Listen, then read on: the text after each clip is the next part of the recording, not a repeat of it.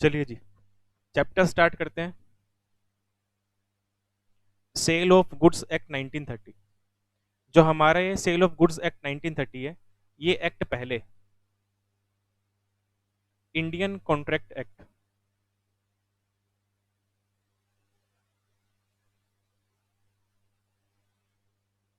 1872 का पार्ट होता था।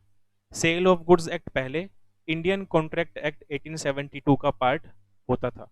पर 1930 में क्या हुआ? 1 जुलाई 1930 को सेल्स ऑफ गुड एक्ट को एक अलग सेपरेट एक्ट बना दिया और इंडियन कॉन्ट्रैक्ट एक्ट से बाहर कर दिया।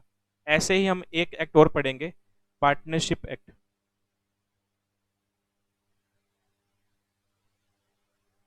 1932। जो इंडियन पार्टनरशिप एक्ट 1932 है, ये भी पहले इंडियन कॉन्ट्रैक्ट एक्ट के अंदर ही आता था।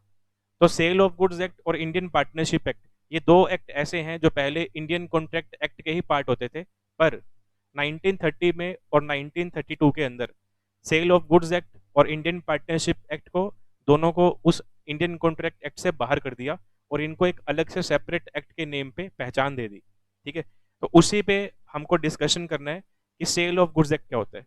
अब सेल के अंदर हमको सबसे पहले दो डेफिनेशन पढ़नी है कि सेल का मतलब क्या है और गुड्स का मतलब क्या है, ये हमें जानना है।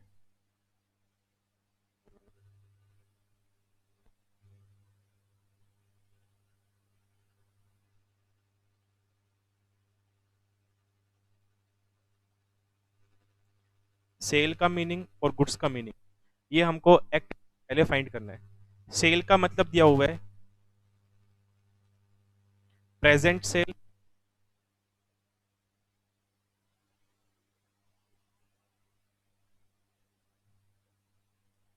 प्रेजेंट सेल और फ्यूचर सेल। प्रेजेंट सेल को हम बोलते हैं कॉन्ट्रैक्ट ऑफ सेल।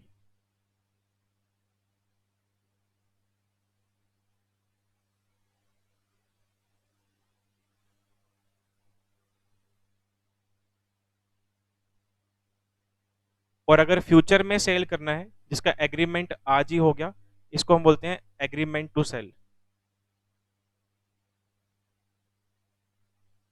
तो सेल ऑफ गुड्स एक्ट के अंदर दोनों तरह की सेल कवर है। अगर सेलर और बायर आज ही कोई गुड्स आपस में एक्सचेंज कर रहे हैं बदले में मनी कंसिडरेशन के, तो उसको हम प्रेजेंट सेल बोल देंगे। या फिर बायर और सेलर के बीच में आज एग्रीमेंट हो गया है जिसके अंदर गुड्स का सेल परचेज फ्यूचर में होने वाला है। एग्रीमेंट आज हो गया, ठीक है, पर गुड्स जो है वो बायर को कब मिलेंगे, किसी फ्यूचर के एक स्पेसिफिक डेट पे मिलेंगे, तो उसको भी हम इस एक्ट में कवर करेंगे। तो चाहे सेल प्रेजेंट की हो, चाहे सेल फ्यूचर की हो, जिसके आपने डेट स्पेसिफाई कर दी है, वो दोनों सेल हम एक्ट में कवर करेंगे। अब प्रेजेंट सेल को हम, प्रेजेंट सेल के अंदर जब एग्रीमेंट बन जाएगा आज ही और आज ही गुड्स डिलीवर हो जाएंगे बायर को, उसको बोलते हैं एग्जीक्यूटेड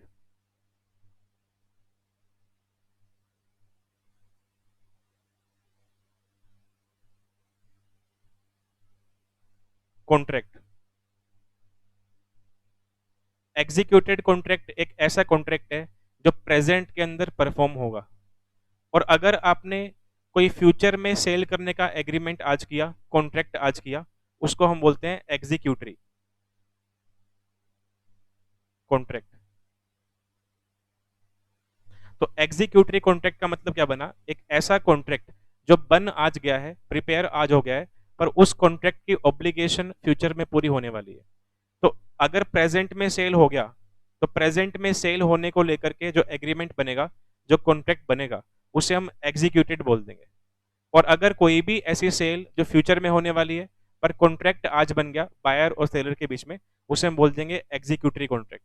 ठीक है, तो ये तो हमने डिस्कस किया सेल के रिगार्डिंग कि सेल के अंदर प्रेजेंट सेल भी कवर है और फ्यूचर में होने वाली सेल भी कवर है। अब अब हमको पढ़ना है गुड्स के बारे में कि गुड्स का मीनिंग क्या बनेगा।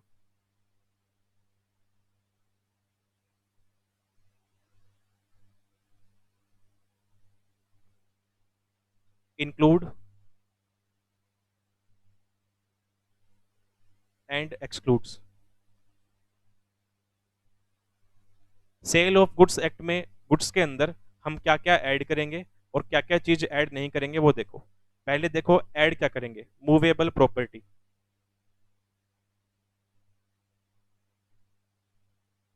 और एक्सक्लूड क्या करेंगे, immovable property.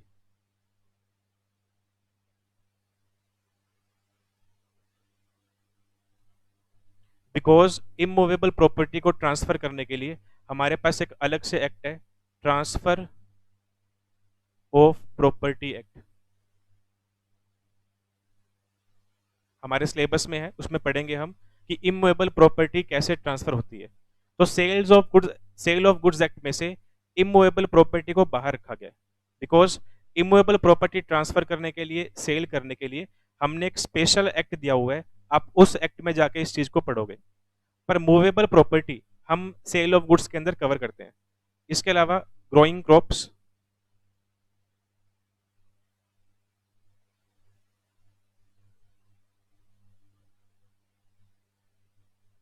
Standing timber,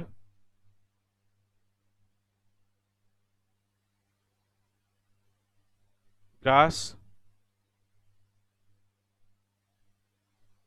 stocks and shares, ये सब सेल ऑफ गुड्स की डेफिनेशन में गुड के अंदर कवर होते हैं। तो हम इन सब चीजों को सेल कर सकते हैं सेल ऑफ गुड्स एक्ट के अकॉर्डिंग, ठीक है। और क्या क्या चीज और सेल नहीं होगी एज पर दिस एक्ट, एक तो इमूवेबल प्रॉपर्टी, दूसरा एक्शनेबल क्लेम,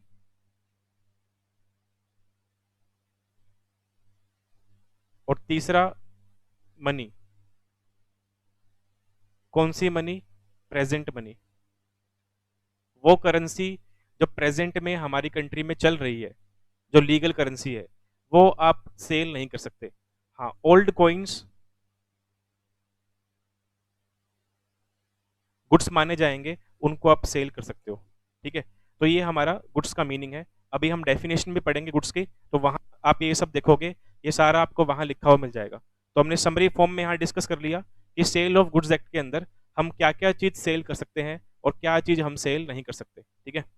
अब हम चलते हैं नोट्स पे। हाँ, ओल्ड कॉइन्स, पुराने सिक्के, उनको आप सेल परचेज कर सकते हो।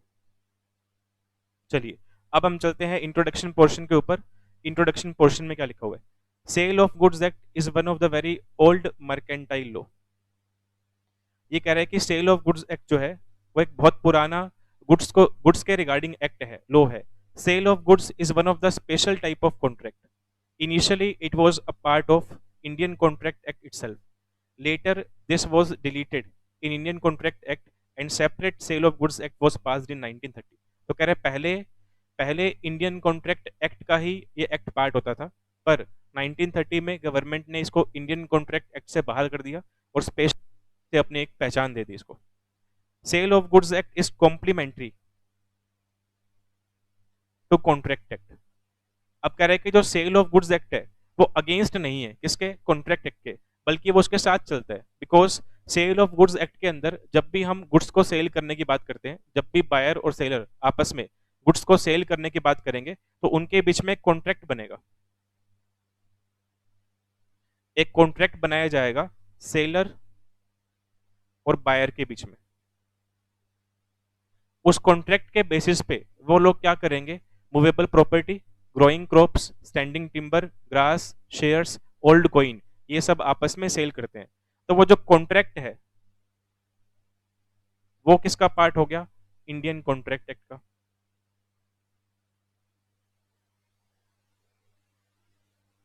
तो कहीं ना कहीं सेल ऑफ गुड्स एक्ट जो है वो कॉन्ट्रैक्ट एक्ट के पैरेलल चलता है, उसके साथ चलता है। बिकॉज जब भी हम सेल ऑफ गुड एक्ट के अंदर किसी भी चीज को सेल करने की बात करते हैं, तो वहां पे एक एग्रीमेंट बनेगा, कॉन्ट्रैक्ट बनेगा, और कॉन्ट्रैक्ट स्पेशली किससे गवर्न होता है, इंडियन कॉन्ट्रैक्ट एक्ट से। जैसे कि आपने पढ़ा होगा कि कौन कौन से पर्सन ऐसे हैं जो एलिजिबल है कॉन्ट्रैक्ट फॉर्म करने के अंदर। कॉन्ट्रैक्ट फॉर्म करने के लिए क्या सामने वाली पार्टी की हमें फ्री कंसेंट चाहिए कि नहीं चाहिए, ठीक है। तो वो सारी essential conditions Indian contract act के अंदर लिखी हुई है, तो वो हम यहाँ भी फॉलो करेंगे, ठीक है। इसलिए बोल रहा है कि सेल ऑफ गुड्स एक्ट जो है वो कॉम्प्लीमेंट्री है किसके, कॉन्ट्रैक्ट एक्ट के। आगे लिखा हुआ है basic provisions of contract act apply to contract of sale of goods act also.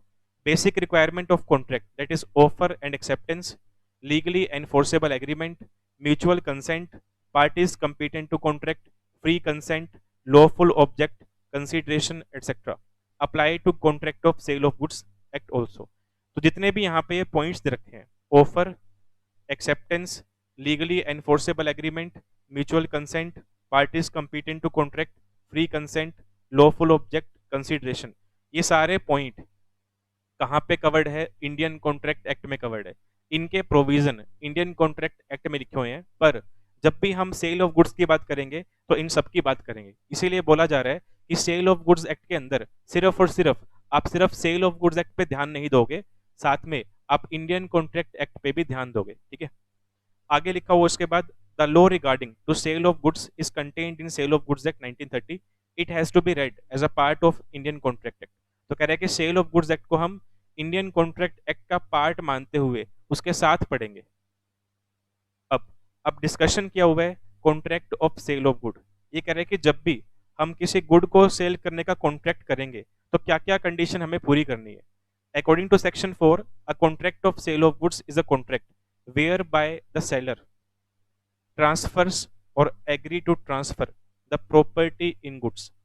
Transverse मतलब प्रेजेंट में ट्रांसफर कर रहे हैं, एग्रीज टू ट्रांसफर मतलब फ्यूचर में ट्रांसफर करेगा। और अभी अभी हमने सेल का मीनिंग पढ़ा था इंट्रोडक्शन पार्ट के अंदर कि सेल के अंदर प्रेजेंट सेल भी कवर है और फ्यूचर में होने वाली सेल भी कवर है। तो कह रहे हैं कि कॉन्ट्रैक्ट ऑफ सेल एक ऐसा कॉन्ट्रैक्ट है जिसके अंदर सेलर क्या करेगा, या तो आज ही या कुछ टाइम के बाद एक स्पेसिफिक डेट पे क्या करेगा, गुड्स जो है वो ट्रांसफर करेगा। किसको ट्रांसफर करेगा? बायर को। तो इसलिए बोल रहे हैं कॉन्ट्रैक्ट के अंदर कम से कम दो पार्टी होनी जरूरी है, एक सेलर जो गुड्स को सेल करेगा और एक बायर जो गुड्स को परचेज करेगा, फॉर मनी कंसिडरेशन। और पैसा भी इन्वॉल्व होना जरूरी है। अगर हम बिना पैसे के, अगर एक पर्सन, एक ए नाम का पर्सन बिना पैसे के, बिना कंसिडरेशन के कुछ ट्रांसफर कर रहा है किसको? बी को, तो उसे हम गिफ्ट मानेंगे, क्योंकि वहां पे ए की तरफ से बी के पास कुछ जा रहा है पर बदले में बी कुछ भी नहीं दे रहा है ए को। ठीक है, तो क्या बन जाएगा? गिफ्ट बन जाएगा। एग्जाम्पल देखो,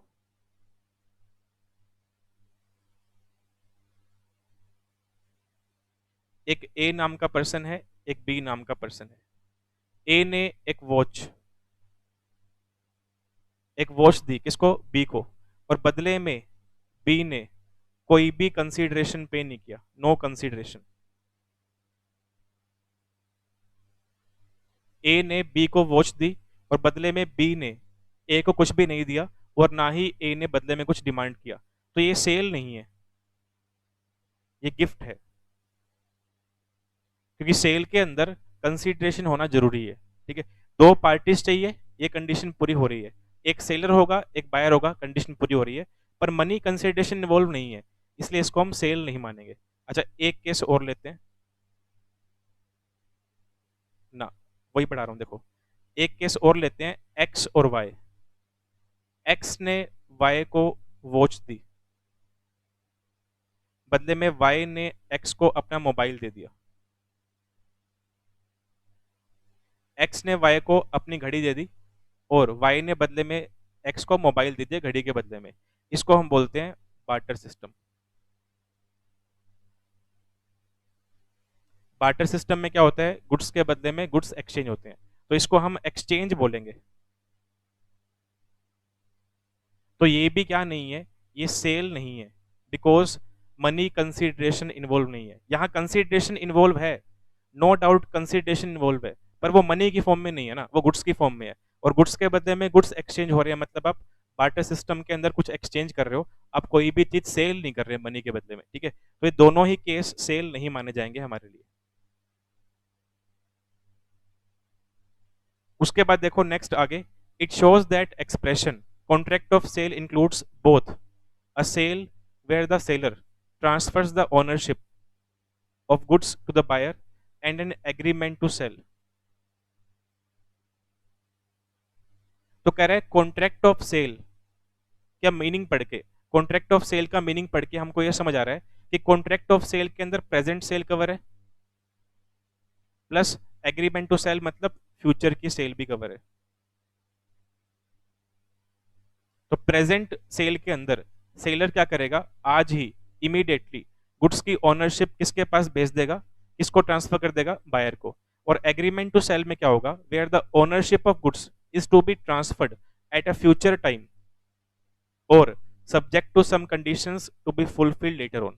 तो कह रहा है एग्रीमेंट टू सेल के अंदर क्या होगा, जो ओनरशिप है बायर के पास फ्यूचर में जाने वाली है, आज नहीं जाएगी, पर सेल के अंदर, प्रेजेंट सेल के अंदर सेलर की तरफ से ओनरशिप बायर को आज ही ट्रांसफर हो जाएगी। नेक्स्ट आगे लिखा हुआ है, तो कह रहा है कि अगर हम सेल ऑफ गुड्स को लेकर के कोई कॉन्ट्रैक्ट करते हैं, उसमें एसेंशियल कंडीशंस, एसेंशियल एलिमेंट क्या क्या होने जरूरी है। पहला पॉइंट बोल रहा है बायलेटरल कॉन्ट्रैक्ट। बायलेटरल कॉन्ट्रैक्ट मतलब मिनिमम 2 पार्टीज, उन 2 पार्टीज में एक सेलर होगा और एक बायर होगा।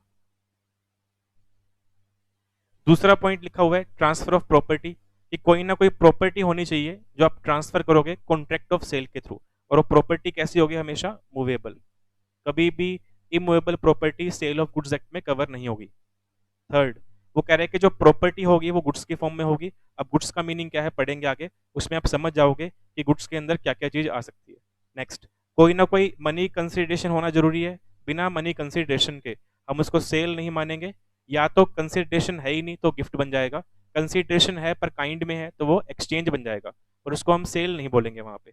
इसके अलावा बोल रहे हैं कि जब भी कॉन्ट्रैक्ट ऑफ सेल बनेगा तो उसमें एक कॉन्ट्रैक्ट के अंदर जो जो वैलिड एलिमेंट होने चाहिए वो सारे प्रेजेंट होने चाहिए। जैसे कि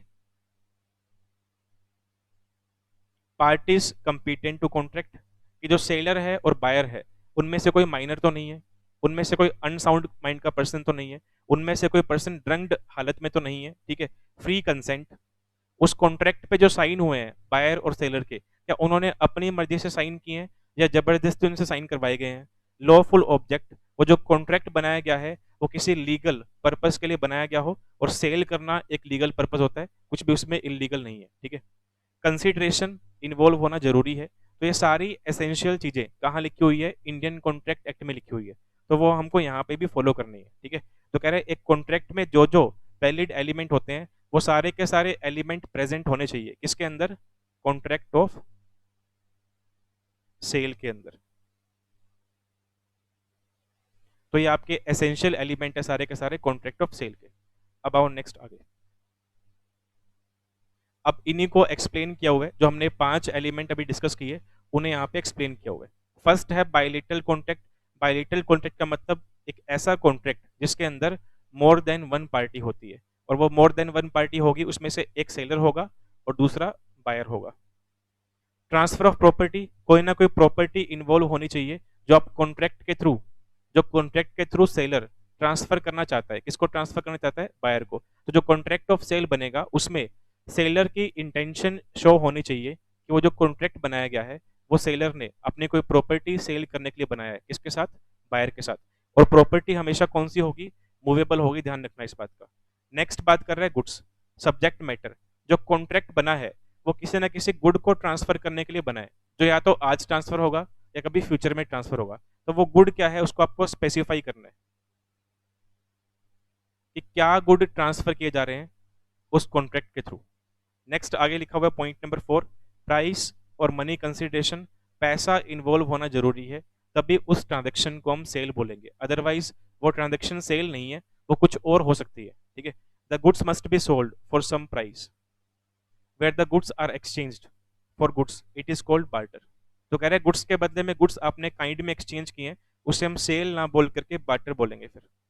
नेक्स्ट आगे लिखा हुआ है एक वैलिड कॉन्ट्रैक्ट में, as per Indian contract act, एक वैलिड कॉन्ट्रैक्ट के अंदर जो भी एसेंशियल एलिमेंट्स होने चाहिए वो सारे के सारे कॉन्ट्रैक्ट ऑफ सेल के अंदर प्रेजेंट होने जरूरी है, तभी वो कॉन्ट्रैक्ट वैलिड माना जाएगा।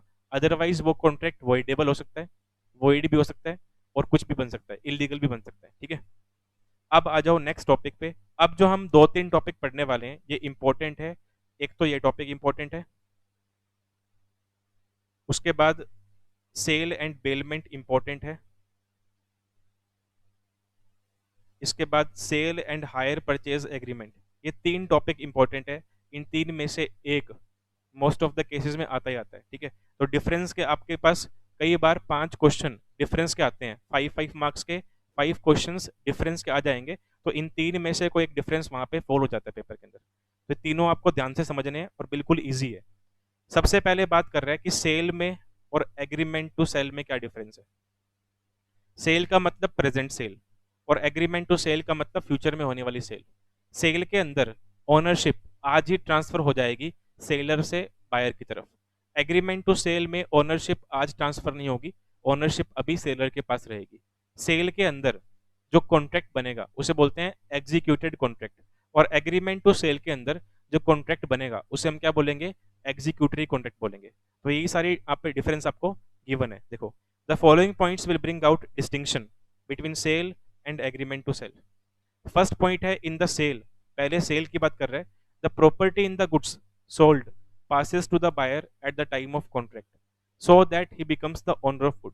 तो कह रहे हैं सेल के अंदर क्या होगा, जैसे ही कॉन्ट्रैक्ट बन जाएगा किसके बीच में, सेलर और बायर के बीच में। कॉन्ट्रैक्ट बनते ही, कॉन्ट्रैक्ट के साइन होते ही जो प्रॉपर्टी के अंदर ओनरशिप है वो किसके पास चली जाएगी, बायर के पास चली जाएगी।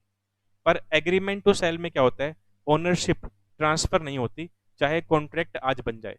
एग्रीमेंट टू सेल में कॉन्ट्रैक्ट आज बन जाएगा पर ओनरशिप फ्यूचर में ट्रांसफर होगी। पर सेल के अंदर कॉन्ट्रैक्ट आज बनेगा और ओनरशिप भी आज ही ट्रांसफर हो जाएगी। फर्स्ट डिफरेंस बनता है ये। तो in agreement to sell the ownership does not pass to the buyer at the time of contract, but it passes only when it becomes sale on the expiry of certain time or the fulfillment of some condition subject to which the property in the goods is to be transferred। अब जैसे मान लो यहाँ पे बात हो रही है fulfilment of some condition, इसका हम एग्जांपल लेते हैं, और एक्सपायरी ऑफ सर्टेन टाइम की बात हो रही है, इसका भी हम एग्जांपल ले लेते हैं ताकि आपको अच्छे से क्लियर हो जाए।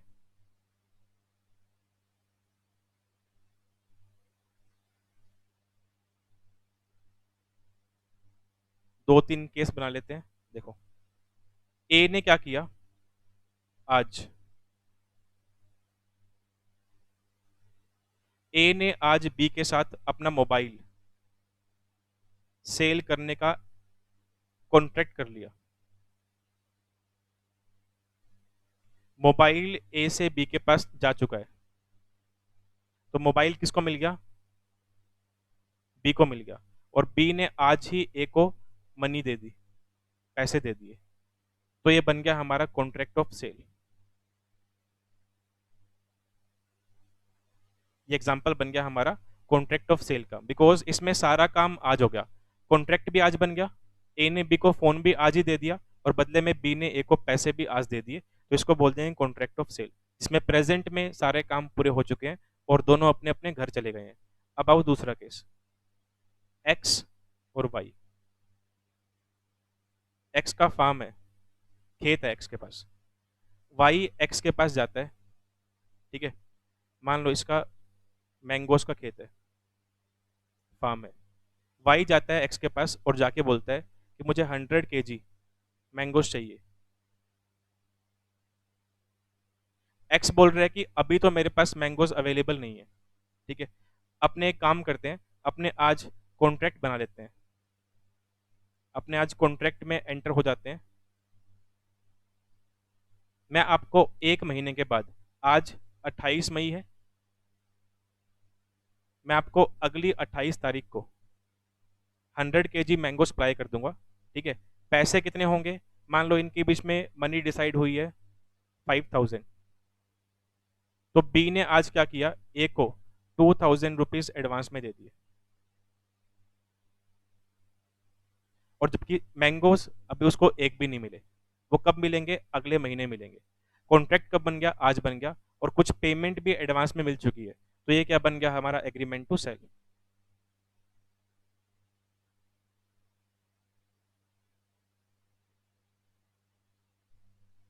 तो एग्रीमेंट टू सेल के अंदर एग्रीमेंट आज बन जाएगा पर गुड्स आपको फ्यूचर में डिलीवर होंगे, और उसकी हमने डेट स्पेसिफाई कर दी। तो जो हमारे नोट्स में लिखा हुआ था on the expiry of certain time, तो वो सर्टेन टाइम हमारे एग्जाम्पल में कितना बन गया, 28 जून, ठीक है। तो सर्टेन टाइम एक्सपायर होने के बाद वो टाइम जो आपको सेलर ने बताया है, जब वो टाइम खत्म हो जाएगा तो सेलर अपने आप से आपको गुड्स दे देगा और अपनी रिमेनिंग पेमेंट आपसे ले लेगा। एक बात और हुई है, फुलफिलमेंट ऑफ कंडीशन। अब कंडीशन का मतलब क्या बनेगा वो और देख लो।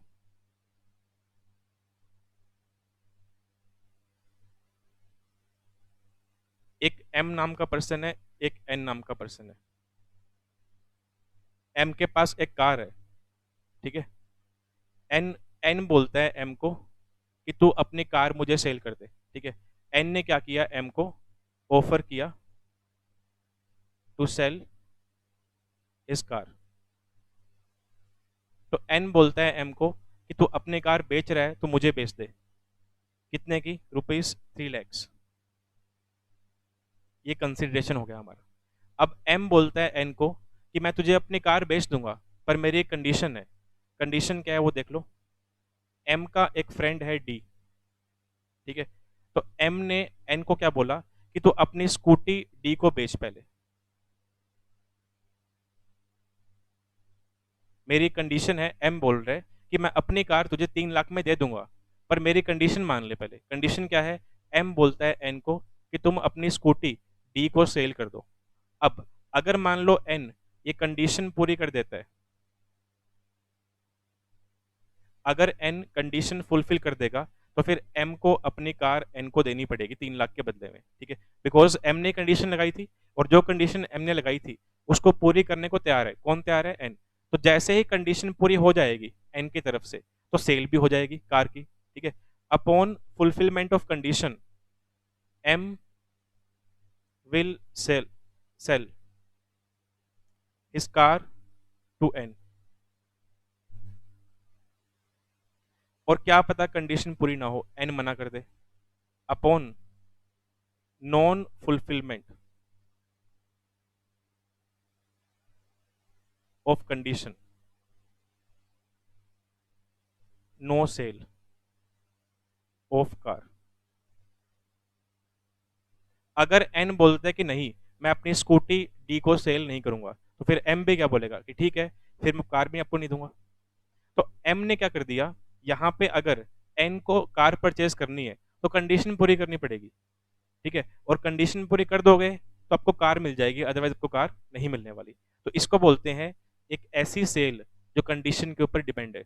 अब कंडीशन फुलफिल हो भी सकती है और नहीं भी, दोनों बात है, ठीक है। तो ये लिखा हुआ है upon the fulfilment of some condition का मतलब। तो कंडीशन हो भी सकती है, नहीं भी हो सकती। कोई टाइम पीरियड हो सकता है, तो जब वो टाइम एक्सपायर हो जाएगा तो अपने आप से सेलर आपको गुड्स सेल कर देगा और अपनी पेमेंट आपसे ले लेगा। आगे लिखा हुआ है next difference, an agreement to sell is an executory contract.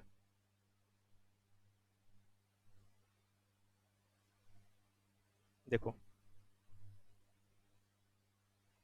Agreement to sell के अंदर जो कॉन्ट्रैक्ट बनता है वो कौन सा बनता है? Executory contract. और एग्जीक्यूटरी कॉन्ट्रैक्ट कौन सा होता है? एक ऐसा कॉन्ट्रैक्ट जो बन तो आज गया है, पर वो फुलफिल कब होगा? फ्यूचर में होगा। तो कह रहा है एग्रीमेंट टू सेल के अंदर जो कॉन्ट्रैक्ट बनेगा वो हमेशा कैसा बनेगा? एग्जीक्यूटरी नेचर का बनेगा। पर सेल के अंदर जो कॉन्ट्रैक्ट बनेगा वो कौन सा बनेगा? एग्जीक्यूटेड कॉन्ट्रैक्ट बनेगा। और एग्जीक्यूटेड कॉन्ट्रैक्ट कौन सा होता है? एक ऐसा कॉन्ट्रैक्ट जो हम आज बनाएंगे, उसको परफॉर्म भी हम आज ही कर देंगे। उसके बाद सेकंड डिफरेंस दिया हुआ है, an agreement to sell is a contract pure and simple, but a sale is a contract plus conveyance. Conveyance का मतलब ट्रांसफर। ये कह रहे हैं कि सेल सेल का कॉन्ट्रैक्ट एक ऐसा कॉन्ट्रैक्ट है जिसमें आप आज ही अपनी प्रॉपर्टी ट्रांसफर करोगे, किसके पास? बायर के पास। पर एग्रीमेंट टू सेल का कॉन्ट्रैक्ट एक ऐसा कॉन्ट्रैक्ट है जो प्योर है और सिंपल है। अब यहाँ पे प्योर और सिंपल का मतलब क्या बनेगा? जिसमें कॉन्ट्रैक्ट आपने आज क्रिएट कर लिया, पर उसमें जो ऑब्लिगेशन आ रही है कॉन्ट्रैक्ट के अंदर वो फ्यूचर में परफॉर्म होने वाली है, ठीक है। Next point number 4, if there is an agreement to sell and the goods are destroyed by accident, the loss falls on the seller. Agreement to sell में, अच्छा मेरा एक क्वेश्चन है, बताना। एग्रीमेंट टू सेल के अंदर गुड्स की ownership seller के पास है या बायर के पास है? एग्रीमेंट टू सेल के अंदर गुड्स की जो ओनरशिप है वो किसके पास है? सेलर के पास या बायर के पास?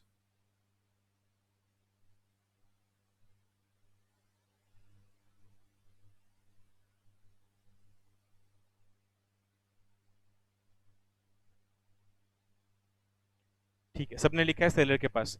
अच्छा, जो सेलर होगा, मतलब जो ओनर होगा, रिस्क भी किसका होता है? उसी का होता है। लॉस भी किसका होता है? उसी का होता है। तो एग्रीमेंट टू सेल के अंदर क्या होता है? ओनरशिप किसके पास रहती है? सेलर के पास रहती है। और कल को वो गुड्स डिस्ट्रॉय होते हैं एक्सीडेंट की वजह से या किसी अदर हैपनिंग की वजह से, ठीक है, तो सारा का सारा लॉस किसके ऊपर आएगा? सेलर के ऊपर आएगा, बायर पे नहीं आएगा, बिकॉज अभी ओनरशिप ट्रांसफर नहीं हुई है। ठीक है। और उसके डिफरेंस में क्या लिखा हुआ है सेल के अंदर? सेल के अंदर क्या होगा? ओनरशिप ट्रांसफर हो जाएगी। तो सेल के अंदर ओनरशिप बायर के पास चली गई है, चाहे गुड्स सेलर के पास रखे हुए हो। अगर गुड्स डिस्ट्रॉय होते हैं तो नुकसान किसका होगा? बायर का होगा। जैसे मान लो एग्जांपल लेते हैं, मैंने क्या किया, मैंने मार्केट से एक नया फ्रिज परचेज किया। फ्रिज परचेज कर लिया, पैसे दे दिए, मतलब सेल बन गई। अब मैंने जिस शॉप से फ्रिज परचेज किया, मैंने उसको बोला कि मैं शाम को यहाँ से लेके जाऊंगा फ्रिज। तो सुबह मैंने फ्रिज परचेज कर लिया और शाम को वहां से मैं उठाऊंगा। पर दोपहर में क्या हुआ? अर्थक्वेक आ गया और फ्रिज डिस्ट्रॉय हो गया। तो वो लॉस मेरा है, ना कि सेलर का है। मैं सेलर को वहां बोल नहीं सकता कि फ्रिज का नुकसान आप भरोगे, बिकॉज सुबह सेल हो चुकी है। चाहे वो गुड्स सेल होने के बाद सेलर के पास ही क्यों ना पड़े हैं, जो लॉस है, जो रिस्क है, वो किसका होगा? बायर का होगा, क्योंकि सेल के अंदर आप इमीडिएट ओनरशिप ट्रांसफर कर देते हो। ठीक है।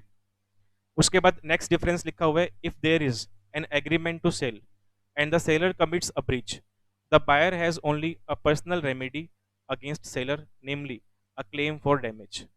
तो एग्रीमेंट टू सेल के अंदर अगर सेलर ने ब्रीच किया तो बायर सिर्फ और सिर्फ डैमेजेस क्लेम कर सकता है, या फिर बायर ने कोई एडवांस मनी दे रखी थी, वो अपनी एडवांस मनी रिकवर कर लेगा। जैसे हमारे वाले एग्जांपल में हमने अभी एक एग्जांपल लिया था मैंगोस का, उसमें 2000 रुपीज, 2000 रुपये एडवांस में बायर पे कर चुका था सेलर को। पर सेलर ने क्या कर दिया? ब्रीच कर दिया। तो ब्रीच वाले केस में क्या होगा? एग्रीमेंट टू सेल के अंदर बायर एक तो अपने 2000 रुपये वापस मांगेगा ए से, जो भी यहाँ पे सेलर है उससे मांगेगा, प्लस कोई और डैमेज जो हुआ है वाई को इस ब्रीच की वजह से, वो पैसा भी वाई एक्स से क्लेम कर लेगा। ठीक है। तो एग्रीमेंट टू सेल के अंदर जो बायर है, जो एग्रीव्ड पार्टी है, उसने कोई एडवांस पे किया है वो रिकवर कर लेगा, प्लस अलग से कोई डैमेज है तो वो भी रिकवर कर सकता है। ठीक है। ये रेमेडी है एग्रीमेंट टू सेल के अंदर, अगर सेलर ब्रीच करता है तो।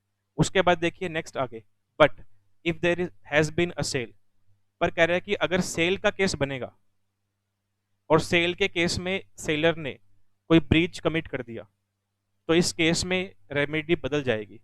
Bye refusing to deliver the goods, the buyer has not only personal remedy against seller but also the other remedies which an owner has in respect of goods themselves, such as suit for conversion. Conversion मतलब goods मुझे बदल के दो।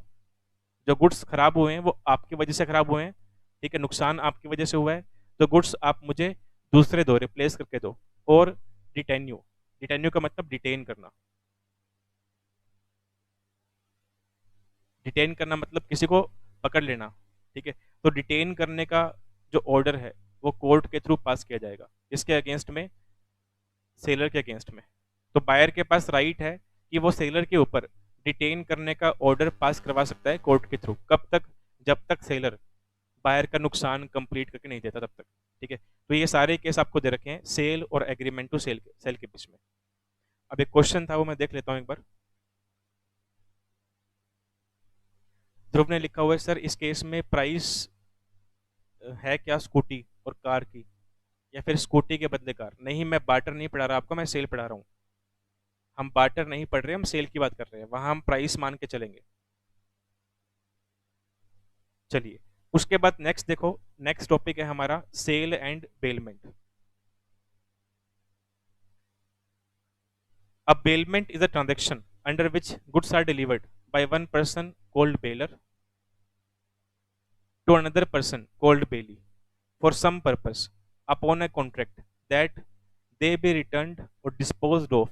Disposed of में double F आएगा, as directed after the purpose is accomplished. Example लेते हैं bailment का। सेल का मतलब पता ही है सबको, बेलमेंट का एग्जाम्पल क्या बनेगा वो देखो।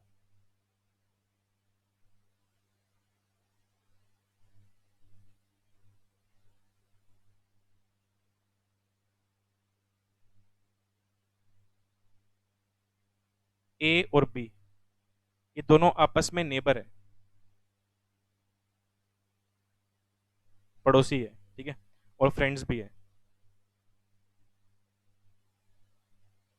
ए को किसी मैरिज में जाना है, तो ए बी को बोलता है कि अपनी गाड़ी मुझे दे दो, मुझे मैरिज में जाके आना है, मैं मैरिज में वापस जाके आके गाड़ी आपको रिटर्न कर दूंगा। तो ऐसा ए ने बी को बोला। अब ए यहाँ पे बी की गाड़ी चाहता है, पर्पस क्या है, मैरिज में विजिट करना। और जैसे ही वो शादी से वापस लौट के आएगा तो ए गाड़ी की चाबी वापस से बी को हैंड ओवर कर देगा। इसको हम बोलते हैं बेलमेंट।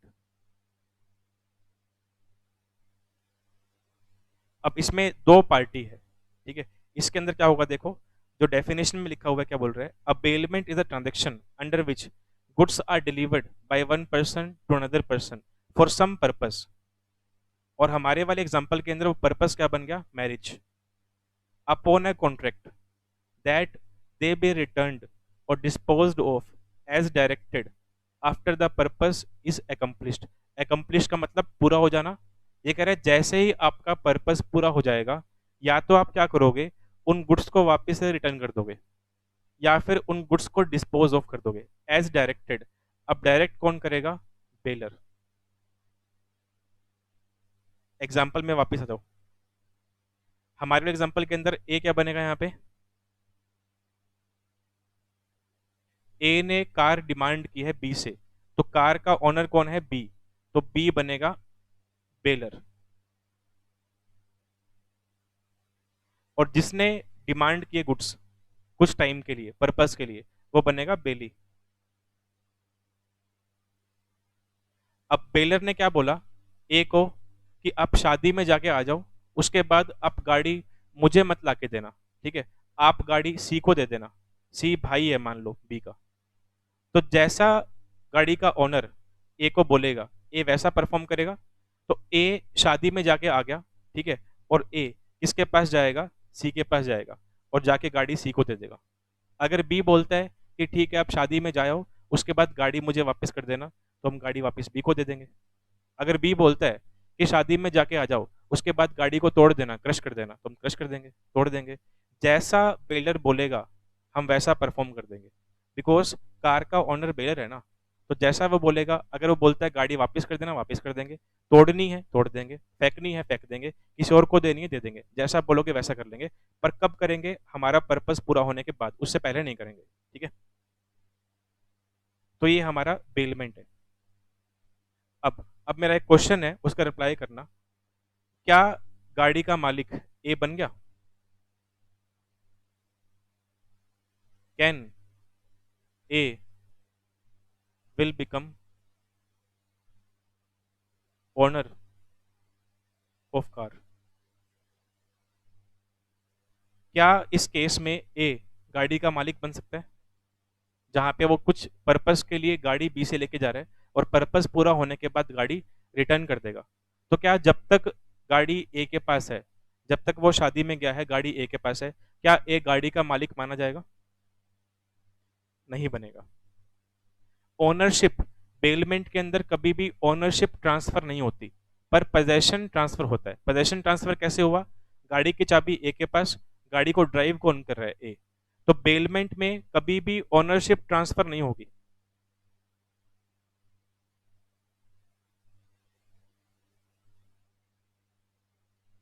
अंडर बेलमेंट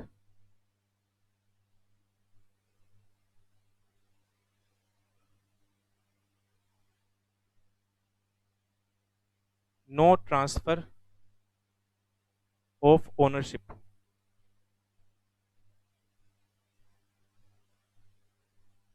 ओनरशिप हमेशा बेलर के पास, जो गाड़ी का ओरिजिनल ओनर है उसके पास रहेगी, पर possession will be transferred. Possession देंगे तभी तो ए अपना पर्पस पूरा करेगा ना। अगर पोजेशन नहीं देंगे ए को, तो फिर ए गाड़ी यूज कैसे करेगा। तो पोजेशन ट्रांसफर होगा, पर ओनरशिप कभी भी ट्रांसफर नहीं होगी। अब डिफरेंस पढ़ो इसके। तो आप एक काम कर लो, आप नोट्स ये डिफरेंस नोट कर लो। आई थिंक आपके नोट्स में नहीं होंगे। ठीक है। तो अगर हमारे पास डिफरेंस का क्वेश्चन आता है तो इस तरीके से हम प्रेजेंट कर देंगे उस चीज़ को। अब डिफरेंस पढ़ भी लेते हैं, आप साथ में नोट भी कर लेना, बिल्कुल ईजी है। देखो, सबसे पहले बात कर रहे हैं सेल की, कि जो सेल है, सेल जो है वो रेगुलेट किससे होती है? सेल ऑफ गुड्स एक्ट 1930 से। और बेलमेंट रेगुलेट होता है इंडियन कॉन्ट्रैक्ट एक्ट 1972 से। तो बेलमेंट के प्रोविजन इंडियन कॉन्ट्रैक्ट एक्ट में दे रखे हैं और सेल के provision sale of goods act में दे रखे हैं। दूसरा, पार्टीज, सेल के अंदर जो दो पार्टी होती है उसमें से एक को बोलते हैं सेलर और दूसरे को बोलते हैं बायर। बेलमेंट के अंदर जो दो पार्टीज होती हैं उनमें से एक को बोलते हैं बेलर और दूसरे को बोलते हैं बेली। जिसके गुड्स हैं वो बेलर है और जिसने गुड्स डिमांड किए फॉर स्पेसिफिक पर्पस उसे बोल देंगे बेली। ओनरशिप, ओनरशिप सेल के अंदर ट्रांसफर होती है बायर के पास, तो सेल में ओनरशिप जाती जाती है। हाँ, वो बात अलग है कि प्रेजेंट में जा रही है या फ्यूचर में जा रही है, उससे मतलब नहीं है, पर ट्रांसफर होगी। पर बेलमेंट के अंदर कभी भी ओनरशिप ट्रांसफर नहीं होती। ओनरशिप हमेशा किसके पास रहेगी? बेलर के पास रहेगी। रिटेन का मतलब रहना या रखना, तो ओनरशिप हमेशा बेलर के पास रहेगी बेलमेंट के अंदर। उसके बाद नेक्स्ट आगे है पोजेशन। पोजेशन सेल के अंदर ट्रांसफर होगा बायर को, पोजेशन बेलमेंट के अंदर ट्रांसफर होगा बेली को। Next, usage. अगर ओनरशिप ट्रांसफर हो चुकी है सेल के अंदर तो बायर गुड्स को चाहे कैसे मर्जी यूज करे, because he is the owner of goods. तो सेल वाले केस में बायर जो होता है वो गुड्स का मालिक बन जाता है। तो मालिक बनने के बाद आप चाहे गुड्स को कैसे भी यूज करो, चाहे यूज करो, चाहे तोड़ो, चाहे फ्री में बांटो, मर्जी आपकी है। गुड्स आपके तो मर्जी भी आपकी चलेगी।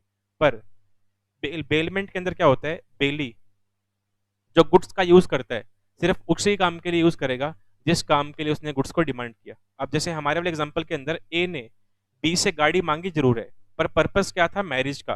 तो मैरिज के पर्पस के अलावा किसी अदर पर्पस के लिए ए बी की कार को यूज नहीं कर सकता।